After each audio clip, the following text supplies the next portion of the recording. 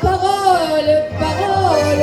C'est fou ce qu'elles disent de drôle. Il y a des clients, il y a des salauds qui se trempent jamais dans l'eau. Il y a des clients, il y a des salauds qui se trempent jamais dans l'eau. Il faut pourtant qu'elle les cajole, parole, parole. Il faut pourtant qu'elle les cajole. Qu'elle leur fasse la courte échelle, qu'elle leur fasse la courte échelle pour monter au 7e ciel, pour monter au 7e ciel. Les sous, croyez pas qu'elle les vole, parole, parole. Les sous, croyez pas qu'elle les vole. Bien toute la vie, elle fasse l'amour. Bien toute la vie, elle fasse l'amour. Qu'elle se marie 20 fois par jour. Qu'elle se marie 20 fois par jour. La noce jamais pour leur fiole, parole, parole. La noce jamais pour leur fiole. Elles sont méprisées du public. Elles sont méprisées du public. Elles sont bousculées par les flics. Elles sont bousculées par les flics et menacées de la vérole, parole, parole, et menacées de la vérole. Fils de Pékin, Dominus, fils de Pékin et Dominus, ris pas de la pauvre Vénus, ris pas de la pauvre Vénus. La pauvre vieille casserole, parole, parole, la pauvre vieille casserole. Car il s'enfuit de peu, mon cher, car il s'enfuit de peu, mon cher, que cette putain ne fut ta mère, que cette putain ne fut ta mère, cette putain dont tu rigoles, parole, parole, cette putain dont tu rigoles.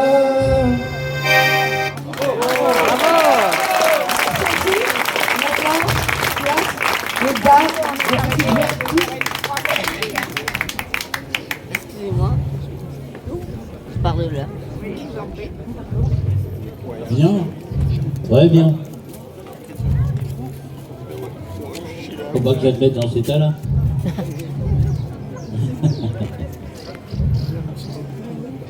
Bien, alors.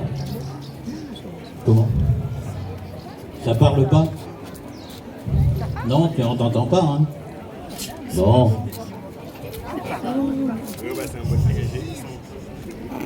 Et si je fais comme ça, on vous entend mieux? Oui. Trop? C'est bon? On t'entend pas? 1, 2, 3. Non, on n'entend pas. Ici, on entend. Il y a longtemps. Ouais.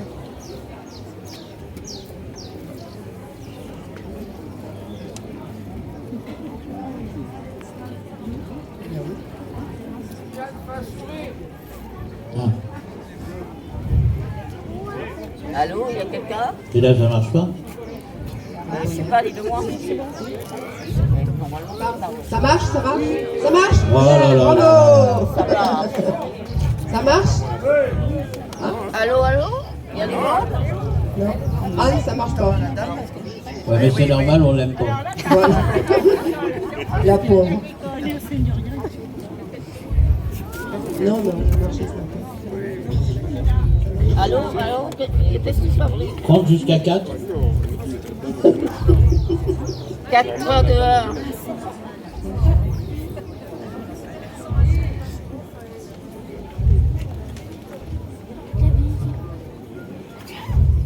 Pourquoi il marche pas? Il est branché? Bien.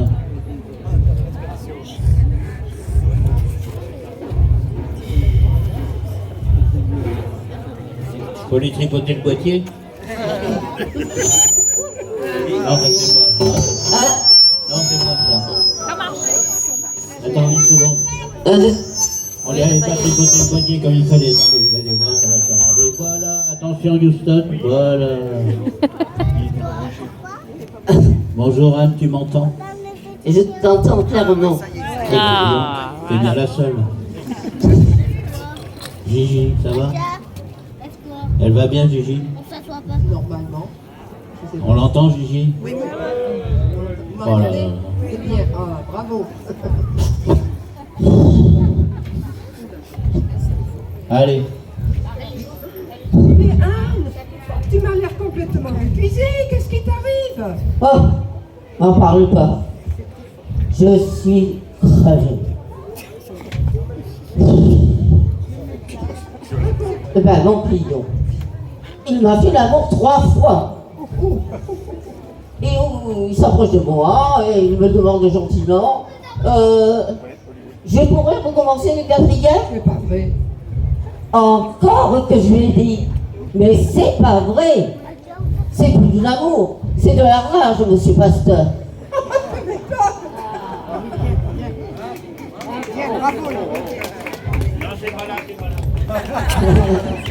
Sur le moins.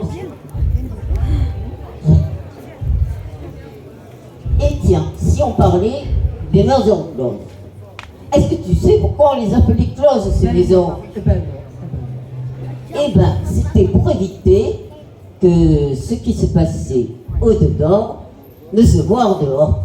Ah, tu m'en diras tant. Tant qu'on est des trucs, toi, on voit bien que tu fais le trottoir devant la faculté. Ah ben ouais. Alors, quand je t'explique l'histoire des maisons closes, eh ben ça date pas d'hier. Ah, On en retrouve des traces dans l'Antiquité. À Rome, en Grèce, on appelait ça des lupanards. Parce qu'en italien, lupa, eh ben ça veut dire louve. Alors, les prostituées étaient appelées des loupas parce qu'elles s'appelaient leurs clients la nuit, ben, comme le font les louves. d'accord, d'accord. Alors ensuite, au Moyen-Âge, elles ont changé de nom. On les a appelées les bordelières. Alors là, ça vient de Bordelot, qui a donné le terme Bordeaux. Et ces Bordeaux étaient repérables à une lanterne rouge placée devant. Mais tu te rends compte, Gilles, qu'à la fin du XVIIIe siècle, il y avait à Paris, 30 000 prostituées ordinaires et 10 000 prostituées de luxe. Et si vous ramenez ces chiffres à la population actuelle, eh ben ça fait 100 000 prostituées. Incroyable, non? Eh, dis donc, on s'ennuyait pas à l'époque. Hein. Et je suppose que tout le monde s'y retrouvait pour passer à la caisse. Eh ben t'as raison, hein. Le roi d'abord, l'État, les municipalités, et même le clergé. Eh ben, tu vois, je suis même pas étonné de le dire. Comme on dit, l'argent n'a pas d'odeur. N'a pas d'odeur. N'a pas d'odeur. Ah, je ne veux pas m'étaler là-dessus, hein. Mais il a fallu attendre 1802 pour que Napoléon rende la visite médicale obligatoire. Il était temps. C'est aussi à cette époque qu'est apparu le mot bordel.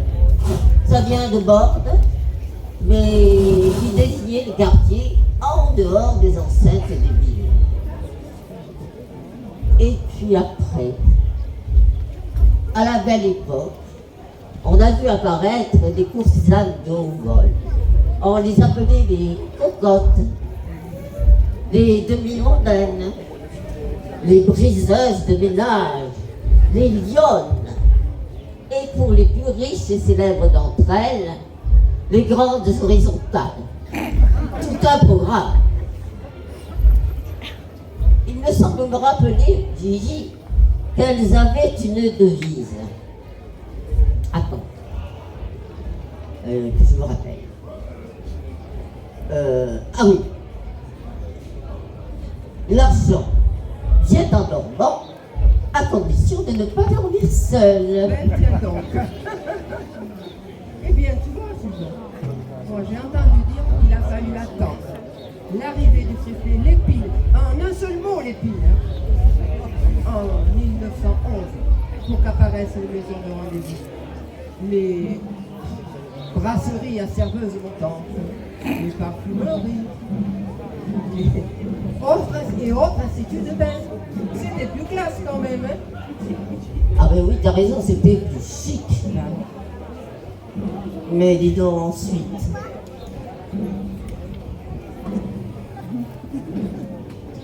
Et ensuite est arrivée la Marthe Richard, qui était elle-même une ancienne prostituée, et qui, après le mariage, suivi d'autant de veuvages, a décidé, en 1946, la fermeture définitive des maisons closes. Fallait y penser. Mais ça a dû faire du chômage tout d'un coup, ça. Hein. Ben t'as raison, hein.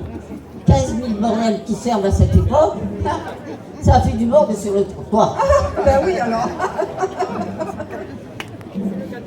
C'est le cas de le dire. Non, on fait le c'est oui, hein. Et bien, Ah ben voilà. il y avait aussi, bien sûr, et pour gagner de l'argent, comme vous avez dit, pour gagner de l'argent, il n'y avait rien de mieux, c'était de prendre un vieux, pas un jeune. Et c'était Madame Gertrude. Vous connaissez Dame Gertrude, c'est une femme à sentiment, qui n'est ni coquette ni prune, et qui pense solidement. L'on ne voit pas chez cette belle de jeunes gens avantageux, non. Ce sont des vieux qu'elle aime à recevoir chez elle. Ce sont des vieux qu'avec raison elle aime mieux. Ce sont des vieux qu'avec raison elle aime mieux. Nos greluchons sont trop volables, on ne peut pas compter sur eux. Les vieux sont plus prudents et plus sages et méritent mieux d'être heureux. On est flatté par la tendresse de ceux qui s'y connaissent mieux. Mesdames, le goût des vieux est toujours si plein de justesse. Le goût des vieux, d'ailleurs ils sont moins dangereux. Prenez un vieux, d'ailleurs ils sont moins dangereux. Nos greluchons sont trop volages, on ne peut pas compter sur eux. Le vieux est plus prudent et plus sage et mérite mieux d'être heureux. Sans abuser de sa victoire, il est doux et cache ses feux. Oh. Mesdames, prenez un vieux, il ménage ma Prenez un vieux, vous vous en trouverez bien mieux.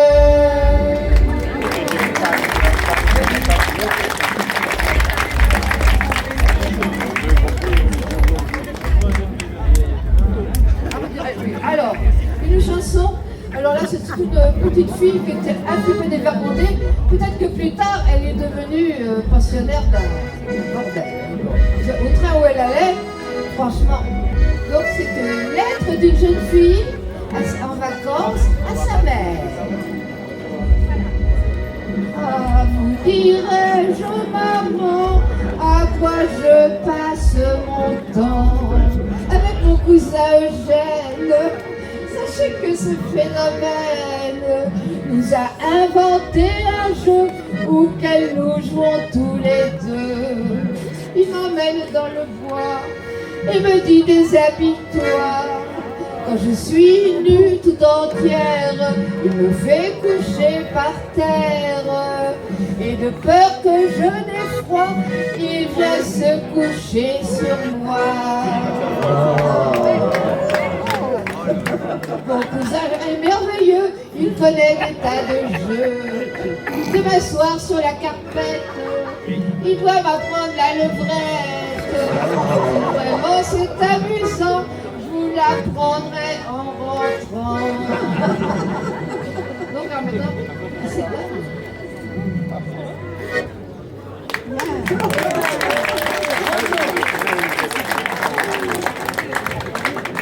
Ah là là, mais tu vois Gigi, toutes ces personnes qui nous écoutent et qui nous regardent ont certainement envie de savoir, eh bien, comment ça s'est passé à Soulac. Eh bien, voilà. À Soulac, je vous explique. À Soulac, c'était le Nid Bleu. Il a été créé en 1929 principalement pour les ouvriers espagnols et italiens venus construire le mont d'escale du Verdon. Ils étaient plus de 2000, tu te rends compte? Ah, ça fait du monde dans le défilé. J'ai su que le Nid Bleu était resté ouvert pendant toute l'occupation allemande, de 1940 à 1945. Je pense que l'ambiance n'était guère à la fête, hein, pour les gens du village, pour les filles non plus. Ah, c'était une mauvaise période, en effet. Et ensuite, alors, que s'est-il passé? Et bien ensuite, en 1952, les... Pardon, d'accord.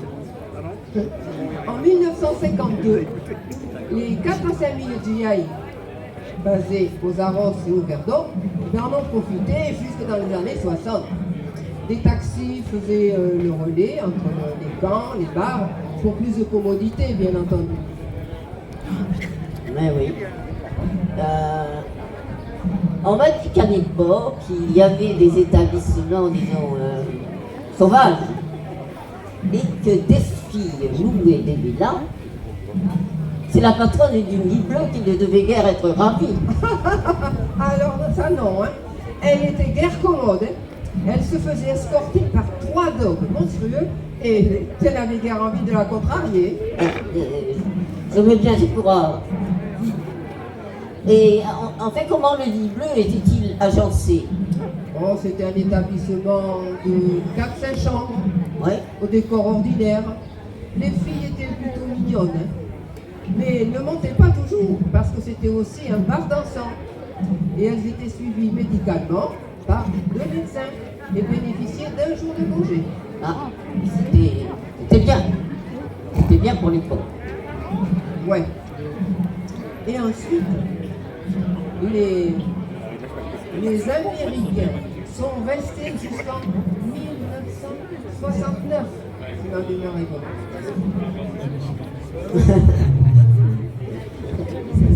Voilà, ça y est, vous pouvez bien. Voilà. Ensuite, eh bien, malheureusement, le Nid Bleu a été vendu plusieurs fois pour finalement devenir une discothèque. Eh oui. Eh bien, je crois qu'il faut penser, Gigi, à terminer notre voyage à travers le temps, sur le plus vieux métier du monde. J'ajouterai simplement ceci.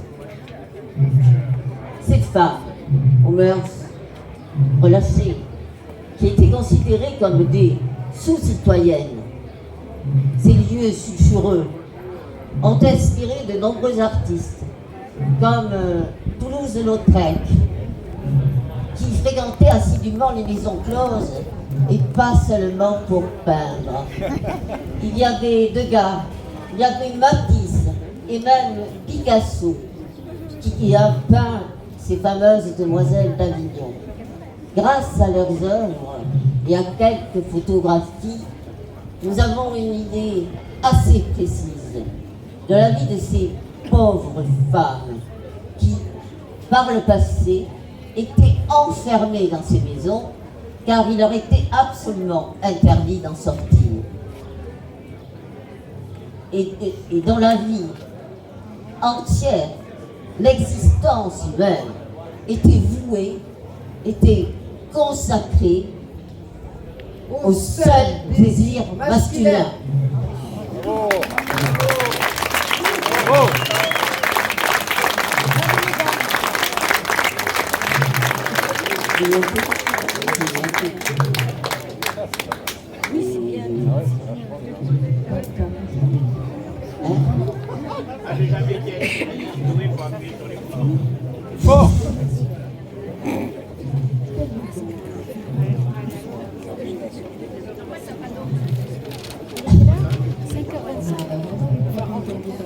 Vous avez des questions à poser peut-être sur l'histoire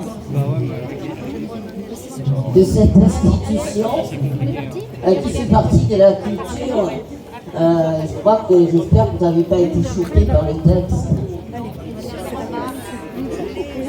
Oui, merci. Oui, c'était très bien. Tout à fait. Eh ben nous, on a décidé d'en parler.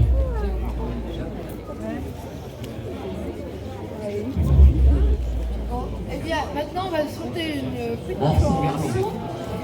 Interdit au moins de 13 ans.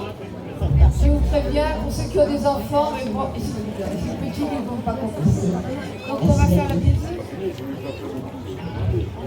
Donc, il y avait aussi des femmes dans les petits métiers qui se débrouillaient pour gagner leur vie en levant un peu la jambe. Celle-là, c'était une liaiseuse. Dans les grandes maisons de couture, il y en a qui sont trop.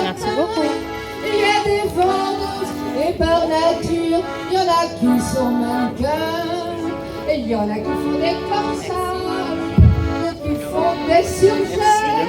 Moi, mesdames, messieurs, mon ouvrage, c'est de faire des robes en biais pour bien biaiser une robe, ma foi. Il n'y en a pas deux comme moi.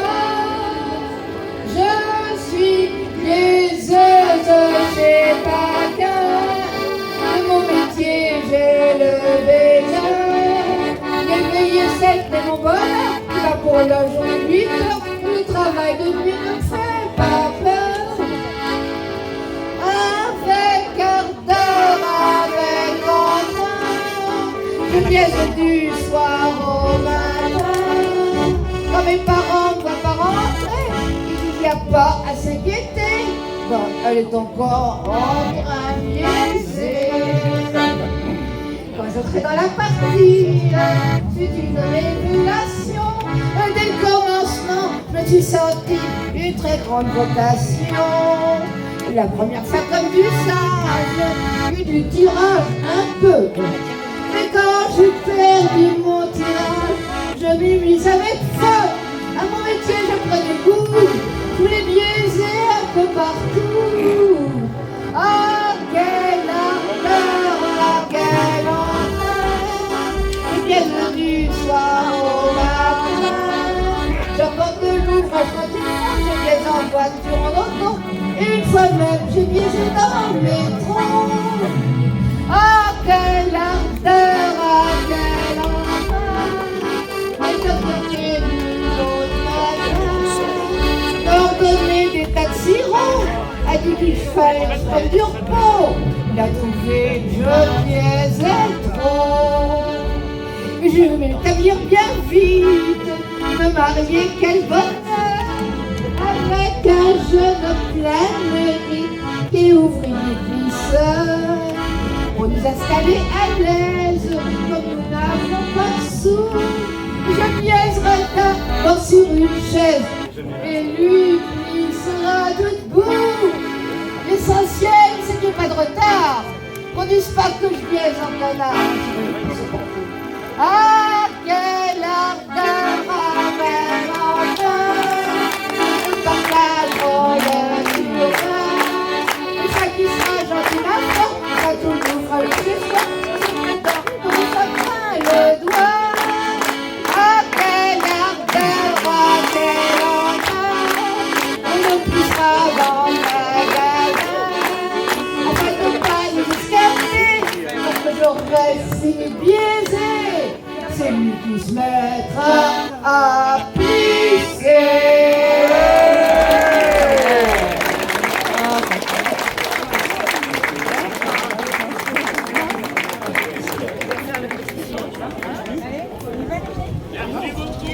Merci.